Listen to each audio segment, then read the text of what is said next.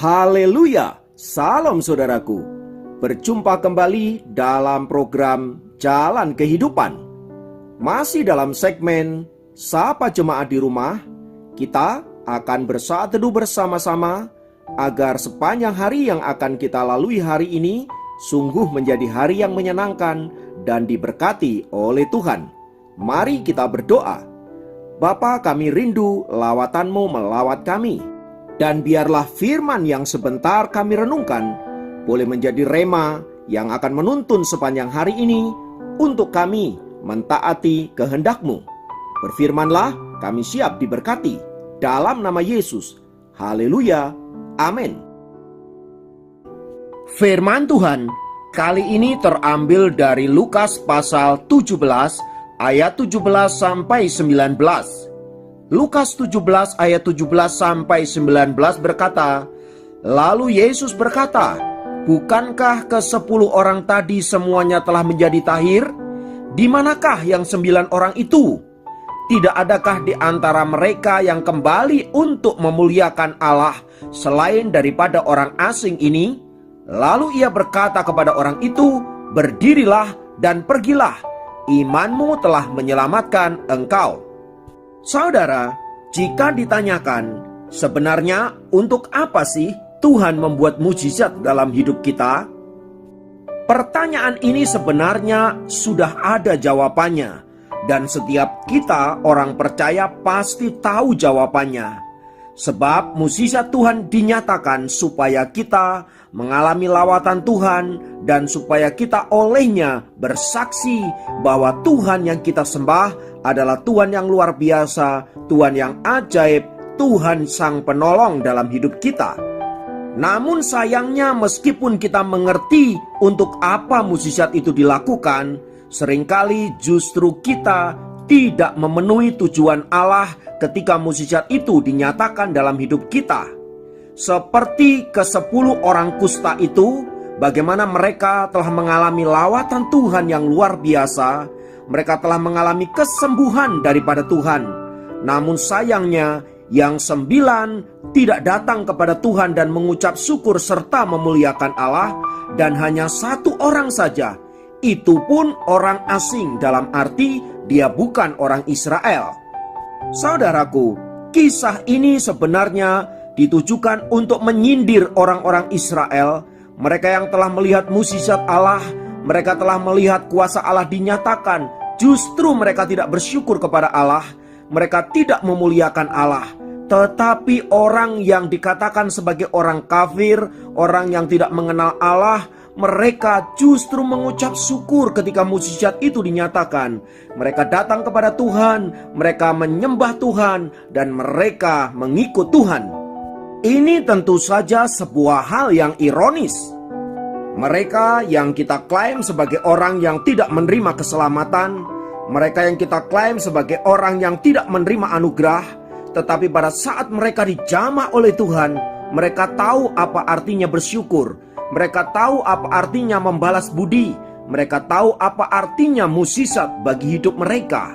Itulah sebabnya kisah tadi menggambarkan orang-orang yang tidak mengenal Allah.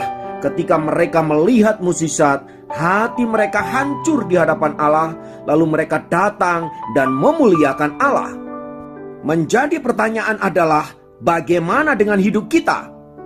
Berapa banyak kita mengalami mukjizat-mukjizat dalam hidup ini? Berapa sering kita mengalami kuasa Tuhan dinyatakan? Namun berapa banyak kita datang kepada Tuhan dan mengucap syukur serta memuliakan Dia yang telah menyatakan kuasa dan mukjizatnya itu dalam hidup kita? Sayangnya kita seringkali alfa dalam hal ini. Kita seringkali lupa akan hal ini, saudaraku. Belajar dari seorang yang bernama Joni Eareckson Tada. Dia adalah penyandang cacat quadriplegic, yaitu lumpuh dari leher hingga ke kaki sejak dia berusia belasan tahun karena kecelakaan. Walaupun Tuhan tidak menyembuhkan dia secara fisik, namun hidup Joni Eareckson Tada sendiri adalah sebuah mukjizat yang ditunjukkan Tuhan kepada dunia ini. Betapa tidak, saudaraku, melalui hidupnya Tuhan telah menyelamatkan orang-orang yang terhilang. Tuhan telah menguatkan mereka yang lemah. Tuhan telah memulihkan mereka yang sakit. Tuhan memberikan penghiburan kepada mereka yang sedih, dan bahkan memberikan semangat pada mereka yang patah hati. Dalam kelumpuhannya yang terikat dengan kursi roda, saudaraku, Joni Eareckson telah tekun belajar melukis dan menulis, dan karyanya telah menjadi berkat bagi jutaan umat manusia di dunia ini. Dia sendiri juga aktif memimpin berbagai seminar di dalam dan di luar negeri. Ia juga memelopori sebuah yayasan, Joni and Friends International Disability Center, yang menolong mereka yang cacat di seluruh dunia dengan memberikan sumbangan berbagai bantuan. Pada pertengahan tahun 2010, saudaraku, Joni dilaporkan didiagnosa mengidap kanker payudara. Dia kemudian menjalani berbagai tes dan segera akan menjalani operasi. Mukjizatnya adalah bahwa Joni yang mengetahui akan hal itu ternyata merespon dengan iman dan pengharapan yang luar biasa, yang melampaui akal dan perasaan manusia biasa. Dia berkata dengan tenang, "Saya seringkali menegaskan bahwa setiap penderitaan yang kita alami itu adalah atas izin Tuhan Allah yang senantiasa penuh hikmat dan penuh daulat. Dia tetap mengasihi kita dan menginginkan yang terbaik bagi kita. Sebab itu, walaupun kanker adalah sesuatu yang baru untuk saya tetap mengucap syukur atas pemberian Tuhan ini. Karena saya yakin apapun yang terjadi, Tuhan menganggap hal itu cocok untuk saya."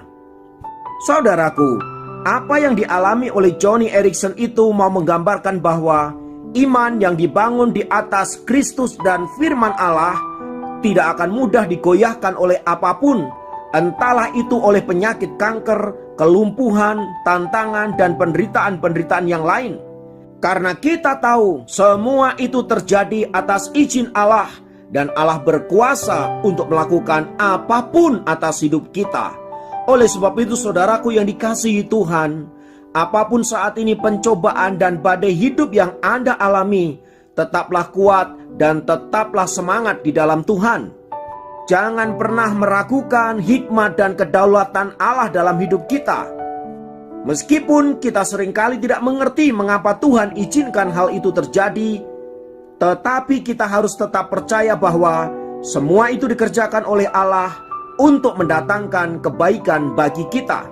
Terlepas hal itu terjadi karena kesalahan kita sendiri, sehingga kita harus bertobat karenanya, atau karena kesalahan orang lain, atau karena peristiwa-peristiwa di luar kendali manusia, tetaplah yakin bahwa Allah sanggup menggunakan semuanya itu untuk mengajar kita, untuk mendidik kita, dan membawa kita ke dalam kebaikan-kebaikannya.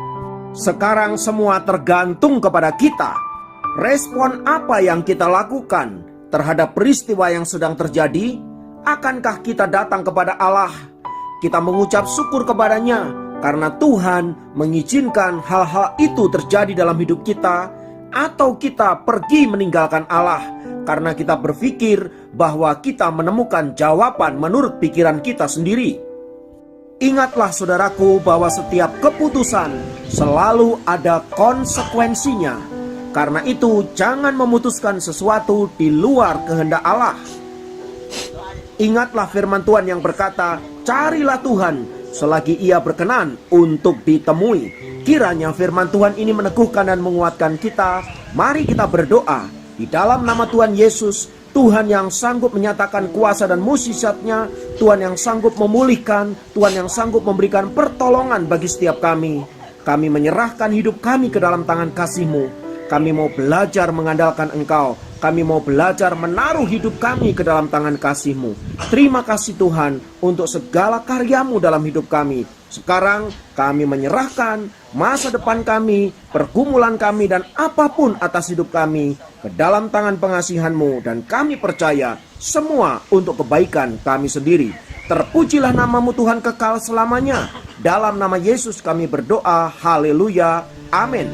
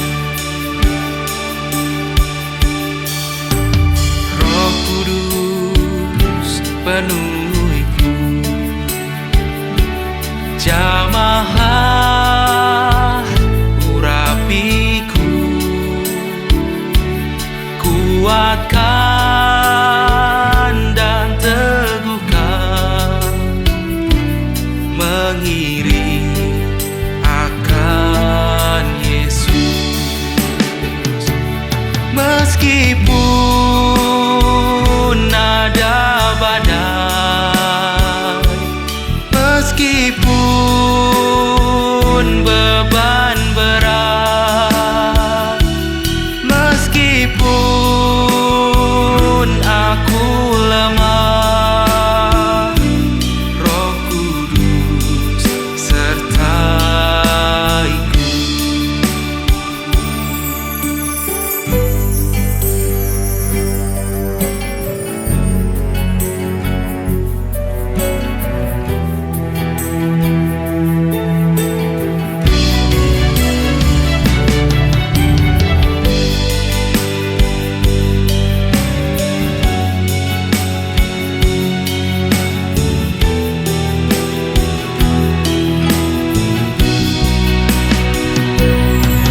Meskipun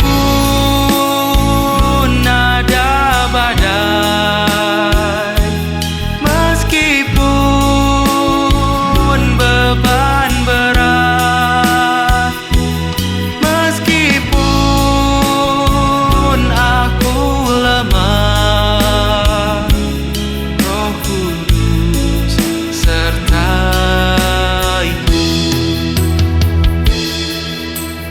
Meskipun perjalanan penuh liku dan terjal, namun jangan